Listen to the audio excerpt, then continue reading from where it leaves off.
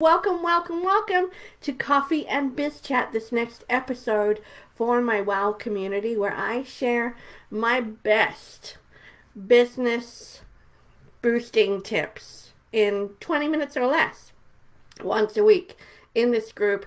And you can also find these videos on YouTube. So if you've missed any of the previous Coffee and Biz Chat where I've talked about the three little pigs of business, taking responsibility for your time, how to increase your profits, how to do your video marketing, it's all over on my YouTube channel.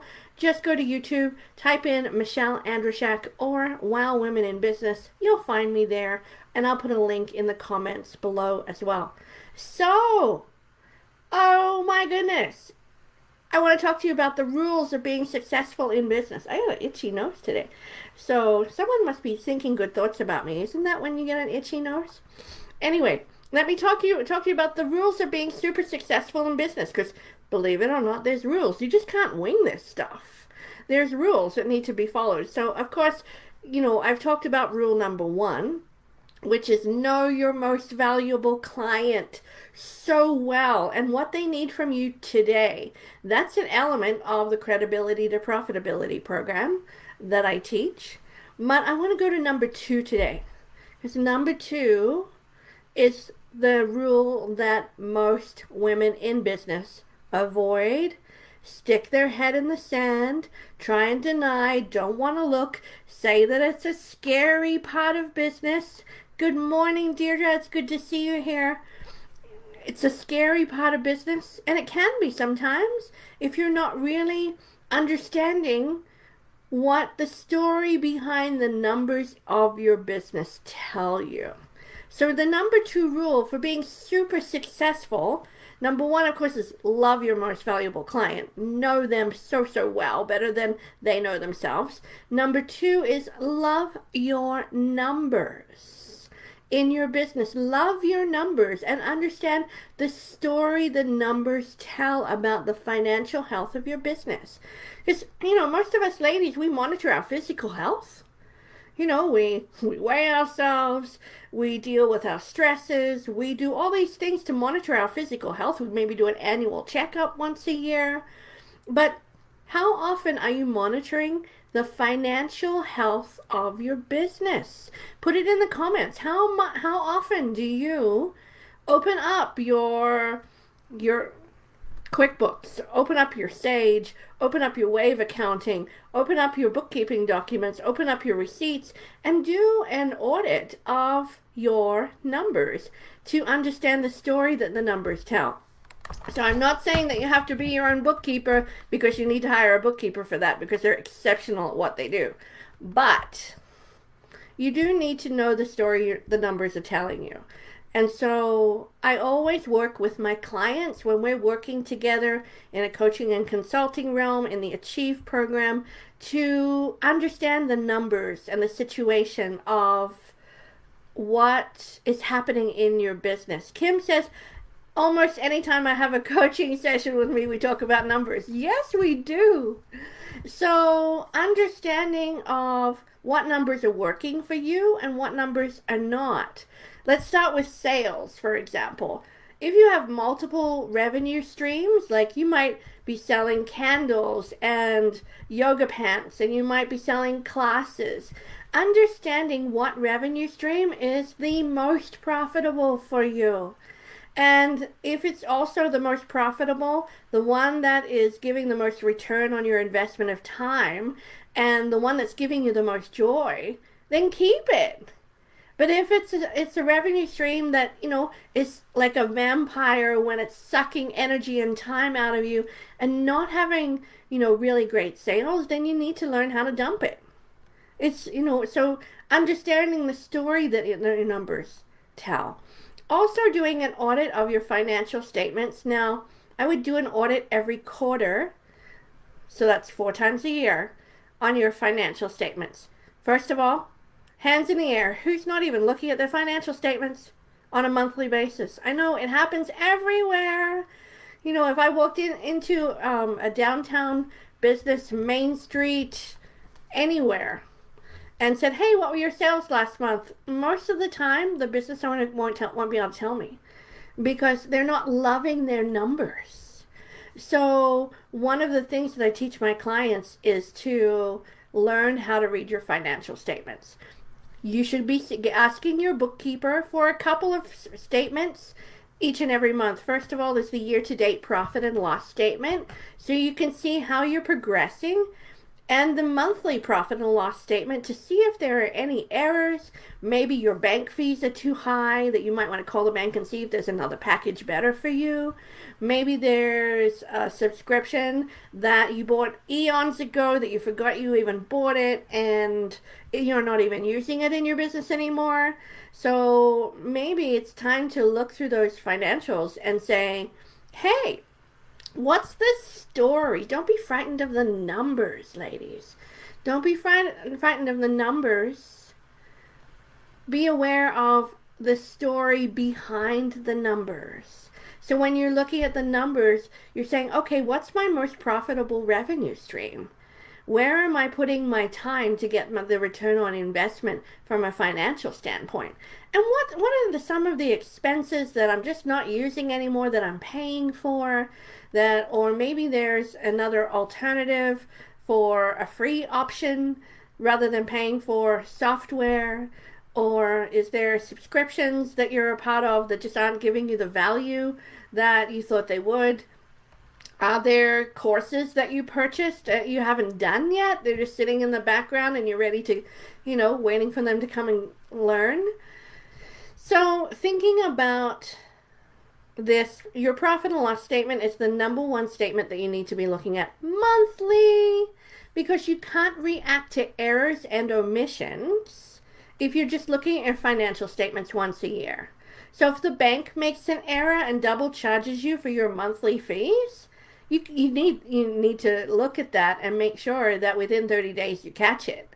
Because on the bank statement, it actually says, if there are any errors, you only have 30 days to bring it to our attention so we can deal with it. After that, it's like too bad, so sad. So if you see that the bank has been double charging you for a safety deposit box for your business, for example, for the last 12 months, you might be SOL about those charges. So every single month, raise your hand to put me in on the comments. How often are you checking your financials? Is it monthly? And if you do, seriously, round of applause. If it's monthly, fantastic. But if it's once a year when I do my taxes, we need to talk.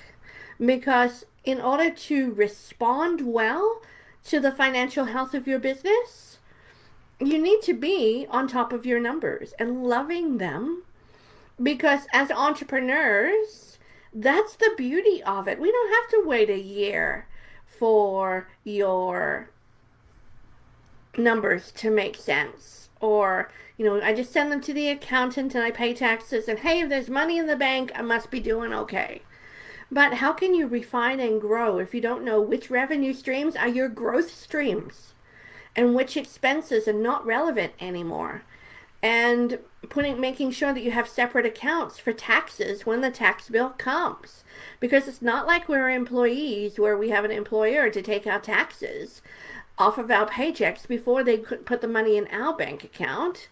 So we want to make sure that we're not going to the bank for a loan to pay taxes. And honestly, my friends who work at ATB Financial and Community Futures often say they have entrepreneurs coming in around tax time looking for a loan because they haven't put enough money away to pay their taxes.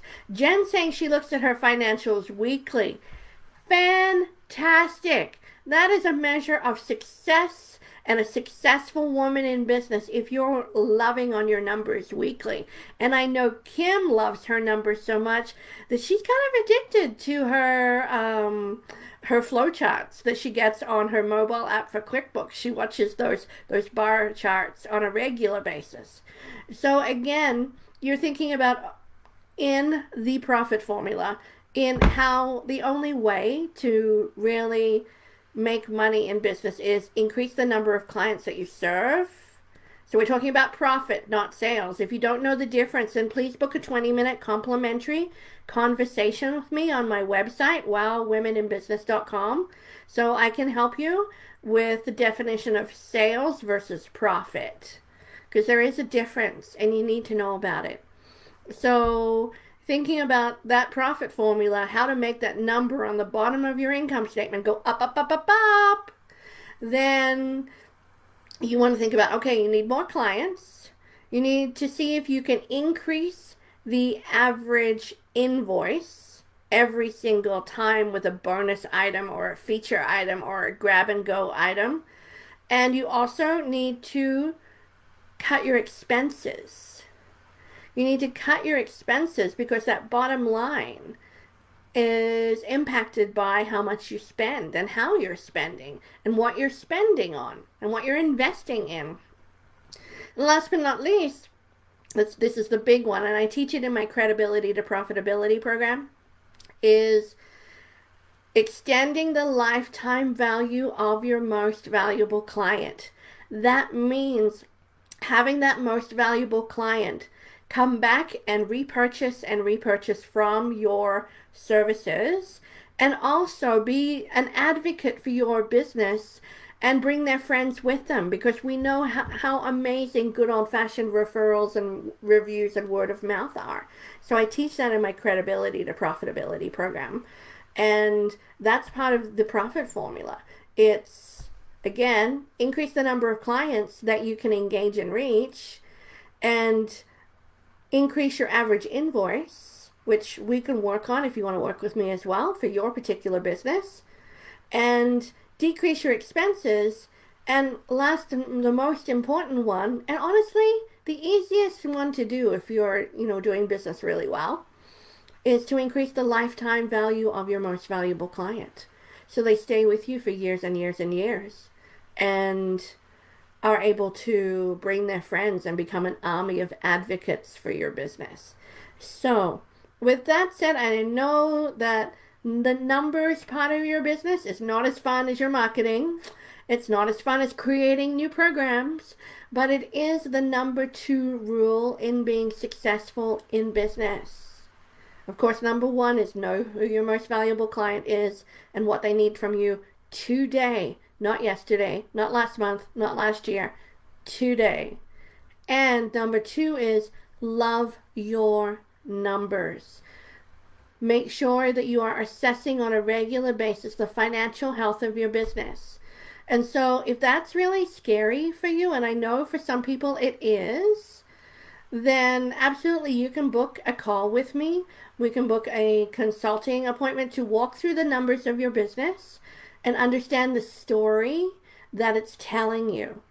Because, really, the numbers are the definition of how healthy your business is, or whether it's just a hobby.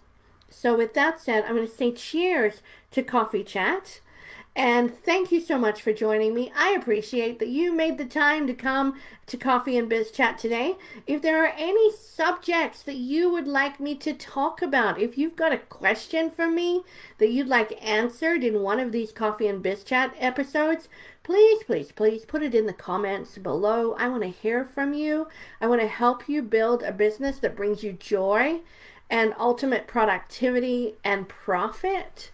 And so if you'd also like to join me, then you can book a 30-minute complimentary appointment with me on my website, wowwomeninbusiness.com, if you've not already had the pleasure of doing so. So as I wrap up today, my final comments are, love your numbers.